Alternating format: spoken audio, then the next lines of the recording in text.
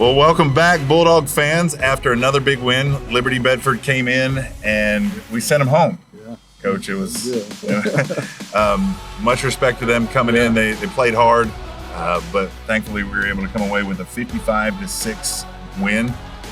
The outcome never really in doubt from the beginning. I think the Bulldogs got in and did what they needed to do.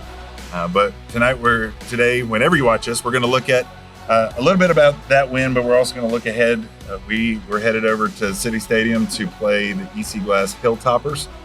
Want to learn a little bit about them, talk to some people, and they're kind of a confusing team to figure out. Yeah. So I'm going to trust you on this one. And then we're going to highlight Senior Spotlight today is going to be Ryan Sissney, one of our senior linemen. Incredible year he's having. Just a really, really big presence on our team, and then a lot of stuff to get to. But first, we're going to do two things.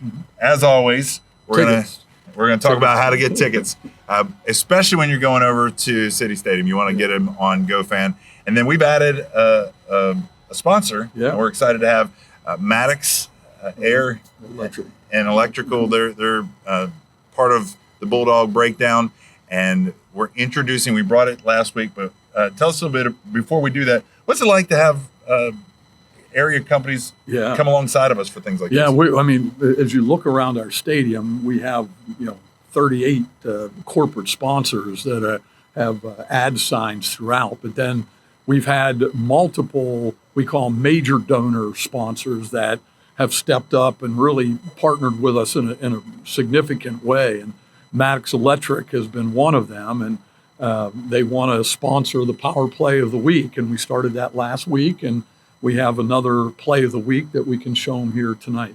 So, that being said, let's go check out the Maddox Power Play of the Week.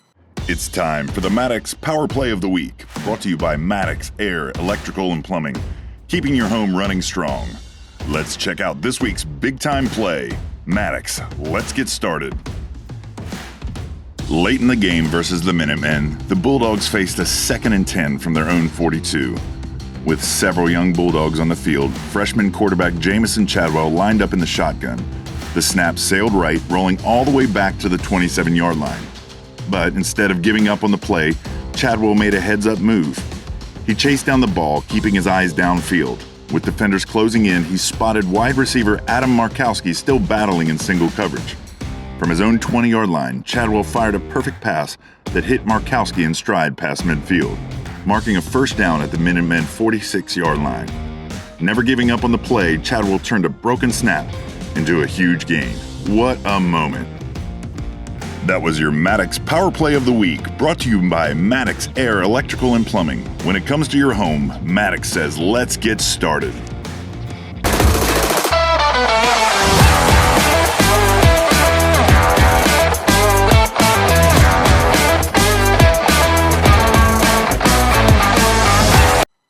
All right, Maddox Power Play of the Week. Got a freshman in on that one, but what a play. Yeah, we're really blessed to have, 3 really good high school quarterbacks. And, Jamison is our JV guy, quarterback, and leading them to a really good season right now. And it was fun to be able to watch him get varsity reps, as we did with a lot of JV players Friday night. So we feel like, our quarterback position is going to be in good hands for years to come, and we're excited to see how he develops over the years. Yeah. Well, let's get to the game. Let's get to the film and kind of talk about a couple things. Really want to talk to you about what a game like this means for the Bulldogs. Yeah. Because coming in, the outcome was almost expected.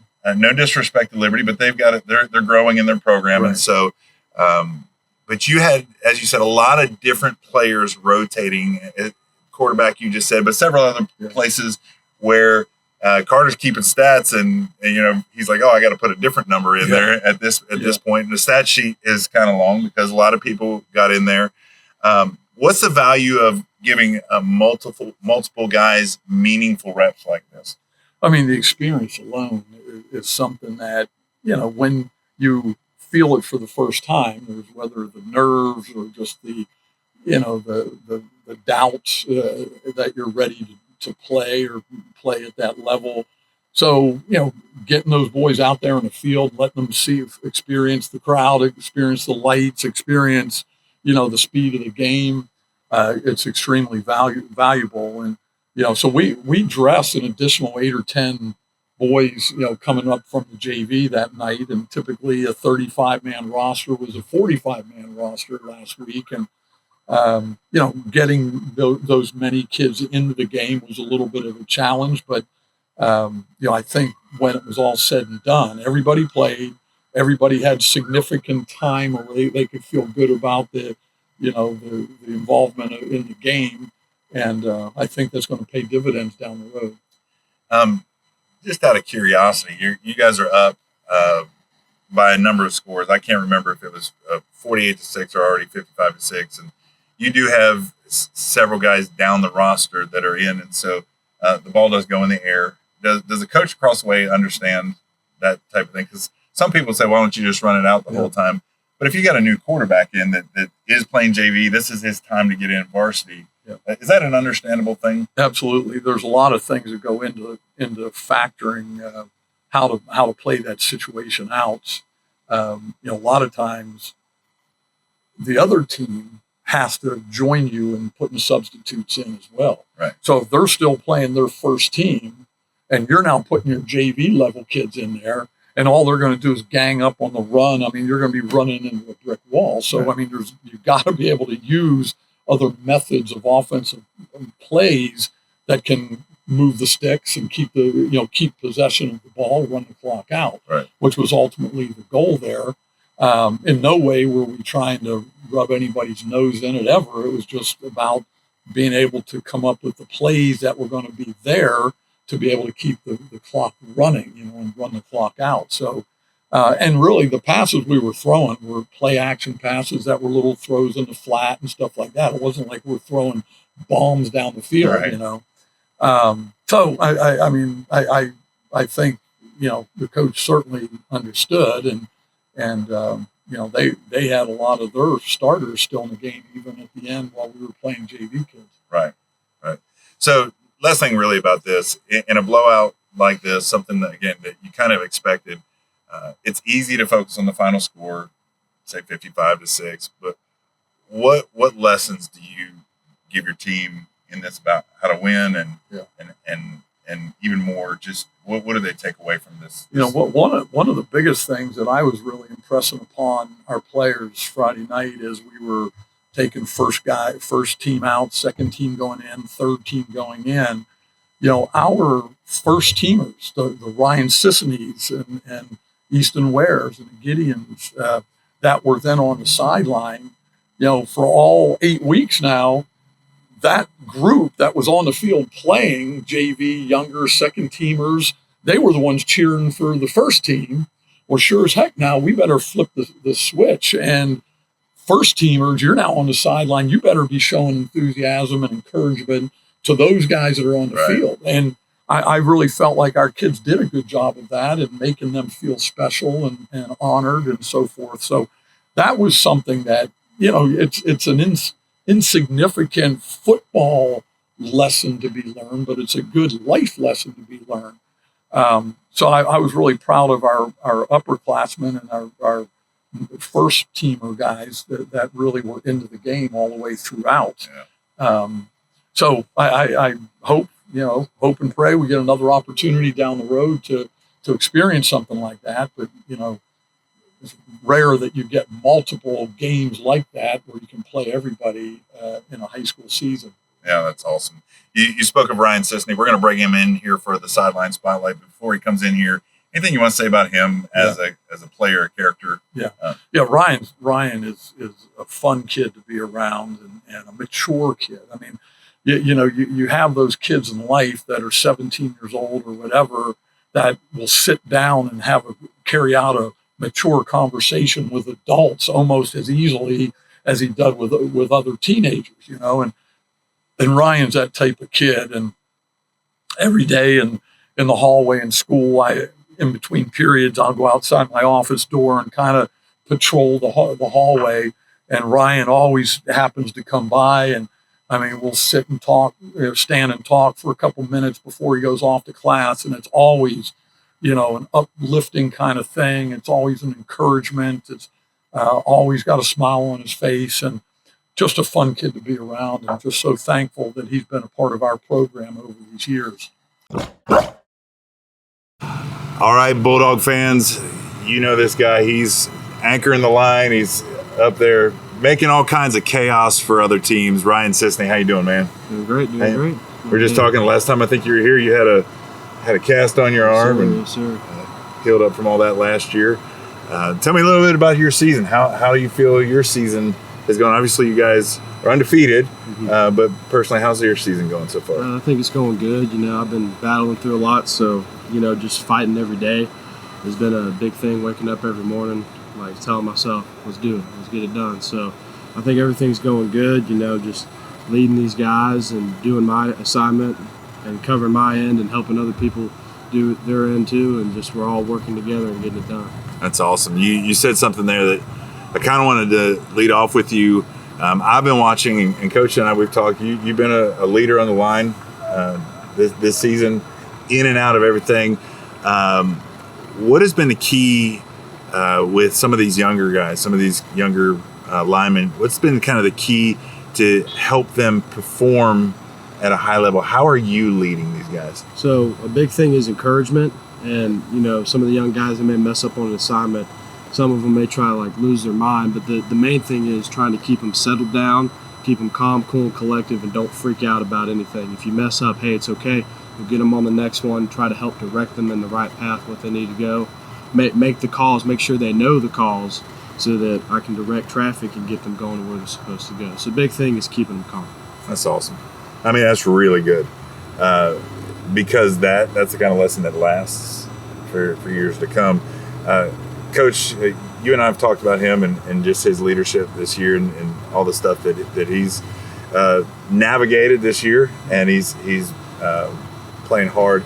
Talk to me about what it's like to have him with. We've talked about the young guys that have had to plug in. Right. Having a guy like this that has that experience. Yeah, I mean, Ryan, for all the years he's come up through our program, he's always been a vocal guy, and a lot of times up front, especially at the center position, that calls a lot of the blocking schemes and the fronts and what have you.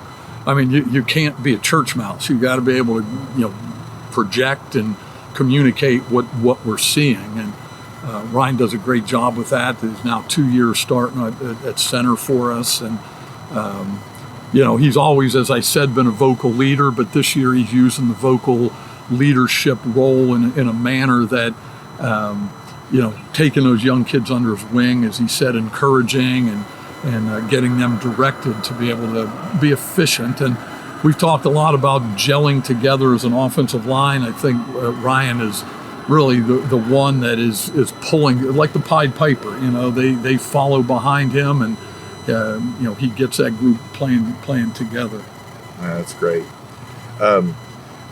Talk to me. Let's do a little education here, because a lot of times when people come to a game, and you guys got a great group of fans to come in and watch, but a lot of times when people watch football, they're gonna, let's be real, they're gonna watch some of the skill players. They watch that quarterback drop back and they watch guys run and catch balls. The only time it seems that people recognize that the linemen are doing something is when stuff goes wrong sometimes. So tell me what it's like. How do you get in the mindset of going into each game, knowing what that battle in the trench is going to be, and knowing that sometimes it's not seen, but how valuable it is? Yeah, I know we're never going to get the glory. We're kind of like an AC unit. We're only noticed when we're not working. And I don't really care, too much about all the intention. I care about getting the job done and keep, put on a show. Let the skill guys put on the show, and knowing that there's that sense of pride going, we make them look good. Right. And we got to get the job done. And also, people don't notice the blitz pickups. We're picking them up. We notice it. We're like, that was pretty good. But other people don't, but it's okay. But, we just, we know we're getting the job done up front. So just kind of hearing you, when you see something like when Jaden Cowart runs it down 47 yards for a touchdown and stuff, that doesn't happen by accident. You guys are opening that way up for him. Do you feel a sense of accomplishment and pride in that when you see that guy getting down there? Oh yeah, I'm like, good job. I'm excited, to watch them run all the way down, and I get to see all the disappointment in the defense. You're like, oh my gosh, and I'm like, yeah, that's right. It's gonna be a long night for them, and getting to run down there and lift them up and go, good job, bud. That's always fun. That is a cool part to see you guys celebrate with each other. So you get a chance. You talked about defense being disappointing. You get to be on both sides. You get to play on that. What for you, offense, defense? If you had to choose, what would be your first choice? Probably offense, but really, I've always been a guy that doesn't care where he plays as long as he's playing. So wherever they put me, I'll play, and I enjoy both sides of the ball. I mean, there's all special aspects to it. Defense, you get to be reckless, and then offense, you get to be methodical. So, yeah. Nice. Coach and I talked earlier this year that you guys lost some linemen. They had to grow up, had to move on, and so you got some younger guys in there. So there's always the chemistry between a line has to be really special. Tell me about how you guys mesh together. What's the chemistry like among that group? We're pretty tight. We always try to hang out around each other. We're at lunch or whatever, we're eating together, and some of us are. We'll hang out together. Like I hang out with Jackson sometimes. I try to hang out with Easton and all them. Just call them up whenever, and just we have like our own little group chat too. Like the linemen are talking together and on text. With Ness and Grove, and we're all just having fun, making jokes. Easton's always like, I'm gonna start grading the coaches. So just all that funny stuff that goes on in our group text kind of helps gel us together too. It's funny you talk about Easton. Coach, when you have guys like this, how does that help you as a coach to have them speaking into the lives of these young men? Yeah, I mean, senior Easton's a senior. They've gone through the wars, from middle school to JV to varsity, and they've experienced what the younger kids are only now experiencing for the first time. So, it's very valuable.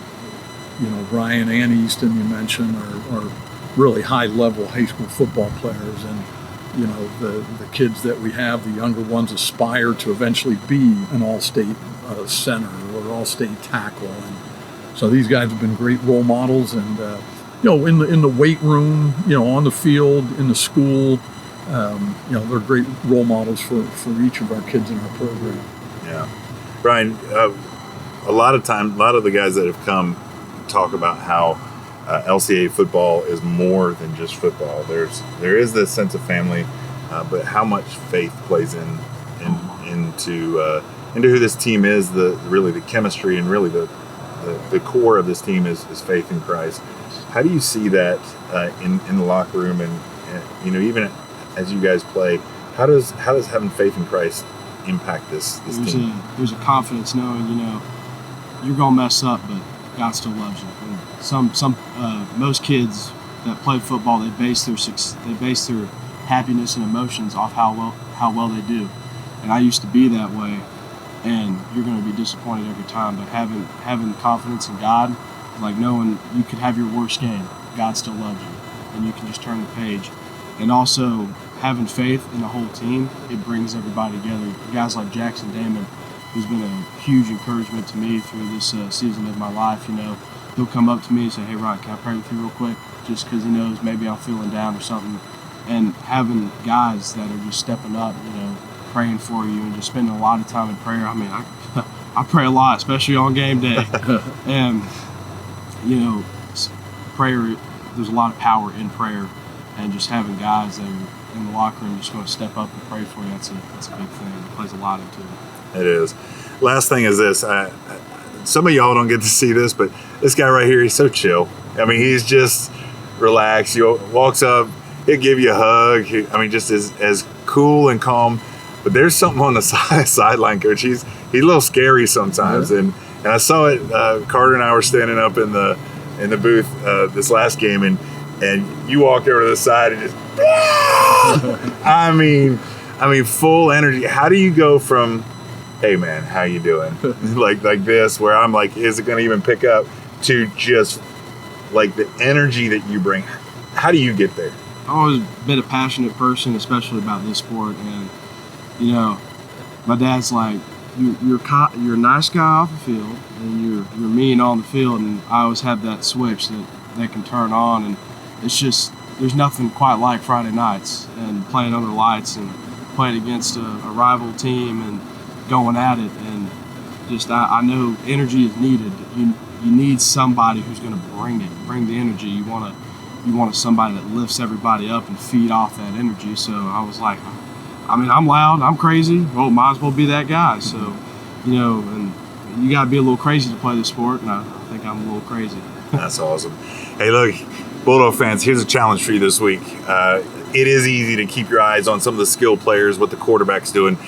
Take a couple series and just, no matter what's happening in the play, keep your eyes on the line, keep your eyes on 77, keep your eyes on 78, some of the other guys that get in there, and just watch how they play this game, because everything that you're seeing the Bulldogs do, getting downfield, some of those long passes that take time to take place, it begins and ends with a line that gives these guys the confidence to go. And when you keep a team to 53 yards or something like that in total offense, that comes with a defensive line that is determined to make something happen. As a former defensive I'm lineman. just telling you, I might be a little bit biased, but yeah. Hey man, we're proud of you, and go get those Hilltoppers. Sir.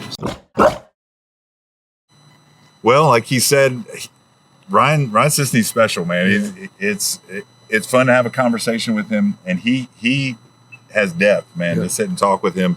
But he is crazy when he gets out on the football field. He's keep your eye on 77. Hey, Coach, as we get ready to talk about EC Glass, preview this week, I like just bring a little bit of what viewers are seeing from the stands that maybe they don't even understand that much.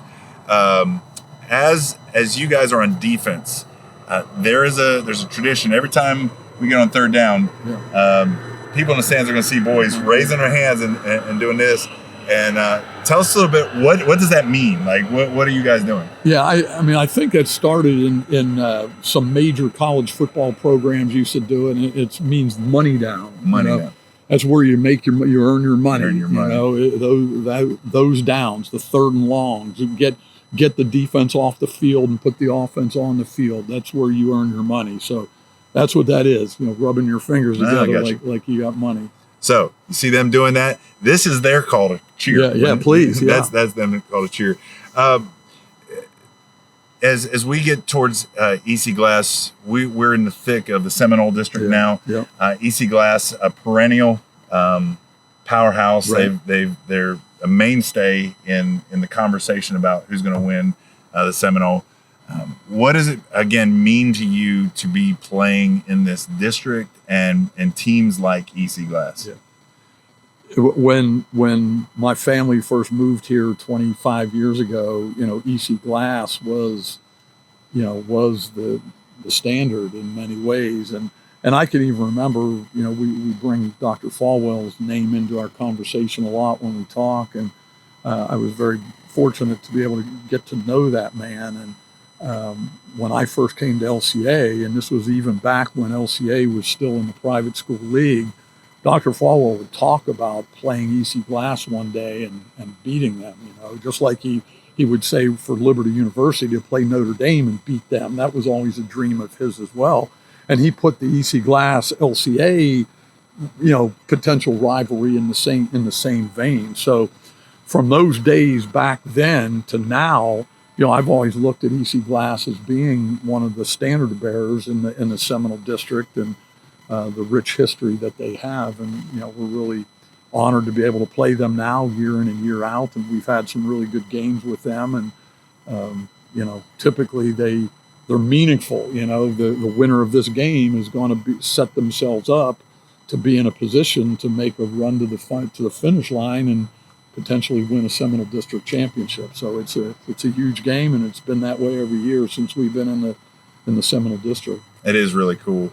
Back in the day when I was a kid, the closest we came to it, we had a tug of war competition down at River Ridge Mall, and we were paired up with Easy Glass, and Okay. we beat them once, Wow. and then we came around to the finals, and they had different guys on the team. They had more guys, and we didn't win that one. We'll say that much. Going up against Easy Glass, solid defensive front. They're going to challenge you on the run game.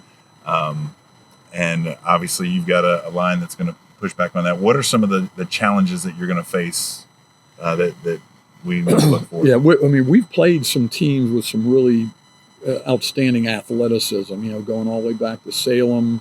Rustburg had some great team speed and athleticism. Easy Glass is very similar to that. They have a lot of skill players that can run and get the ball, and defensively they run the ball down. And then, as you said, their lines are stout up front, and they do a good job of running the schemes that they run. And so they're a very complete program and have a balance of really good line, along with some really good skill guys that have great speed. They have two quarterbacks that kind of alternate in that are both good throwers, but they're also runners. So we're going to have to be able to defend the full scope of offensive football against a very talented team. I believe we're up for the challenge, but it ain't going to be easy. That's for sure. No, not at all.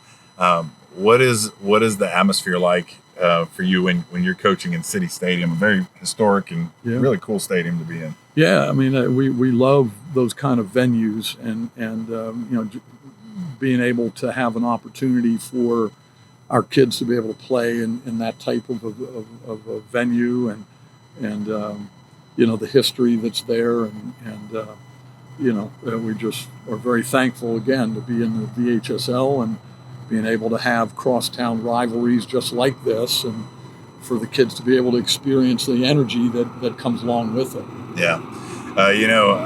Andre Kendrick is looking forward to this game because he's got a lot of respect for you, and he did have a year on an LCA JV football team. I know that. Yeah. I remember because he tried to hit me a whole bunch of times at that point, but he is definitely a legend at EC Glass High School, and he wants to come hang out with us one time on the Andre, what he's now developed in terms of a podcast, unbelievable, and kind of a personality within our city in promoting high school sports, and it's not just football. It's all sports, and any time when you have men, women, adults that want to put high school kids out there and promote them, that's a good thing. And so I always take my hat off to Andre and what he wants to do for high school sports here in this area. And I'm just, again, thankful for guys like him that want to promote what it is that we do. Yeah. Hey, Dre, if you're watching, because you said you watch, maybe on the recap of the EC Glass game, we'll get Dre to come hang out with us for a little bit.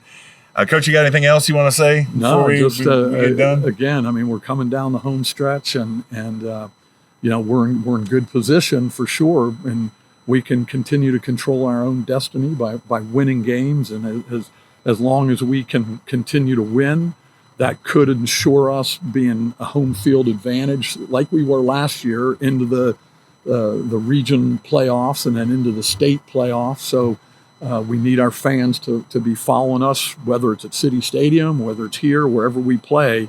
But these games coming down the home stretch are tremendously important, and so we need Bulldog Nation out there. Bulldog Nation, remember, don't only just show up and cheer. Remember to continue to pray for these coaches, pray for these guys, these young men. They've got school, they've got things going on in their life, and the beautiful thing is we've said it's more than just football here.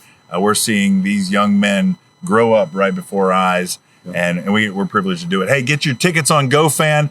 Come hang out with us this week at City Stadium. Watch the Bulldogs take on the Hilltoppers. It's going to be great. Hey, go Dogs.